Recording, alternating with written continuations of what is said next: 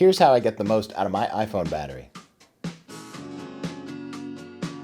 So I think everybody lives off of their phone nowadays, and we want to get the most out of the battery from day to day, but we also want it to last as long as possible before we have to replace that battery.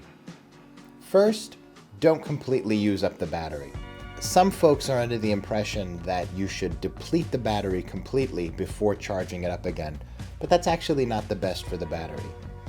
When it hits about 35%, I try to top it up. I also try not to leave it fully charged all the time. Unless I have a reason to plug it in and use it while it's plugged in, I try to let it charge up to 100% and then let it gradually deplete. In fact, Apple's website suggests that if you're going to store the device for any length of time, that you let it deplete to about 50%. I also try to keep the operating system up to date, because the operating system updates come with all sorts of efficiencies that save energy when you're using the device, and that means that it keeps the battery lasting longer. The next one requires a little bit of work, and that's to get rid of unused apps.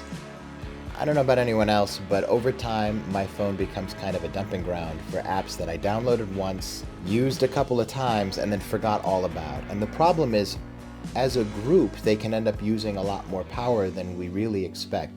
So from time to time, I go through and I just eliminate anything that isn't really current. For the most part, you can always download it again if it's really necessary.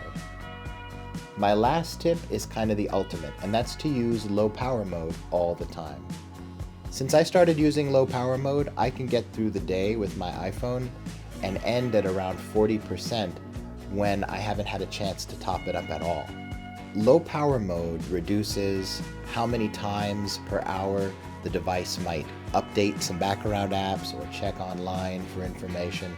It also can reduce the screen brightness, turn the screen off a little bit sooner. In any case, it's quite powerful. And for the rest of the video, I'm going to show you not only how to turn it on, but how to force iOS to keep it on all the time. So the basic way to turn it on is to go to Settings and Battery, and then you'll find the switch here. But there's a much more convenient way to do that.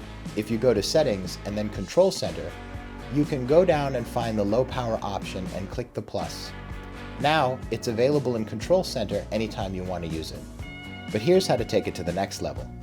Since iOS automatically shuts off low power mode when it charges to 80% or more, it can be easy to forget to turn it back on each time you charge.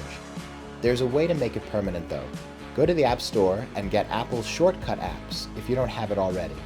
In the shortcut app, go to the Automation tab at the bottom bar. Then hit the plus in the upper right corner.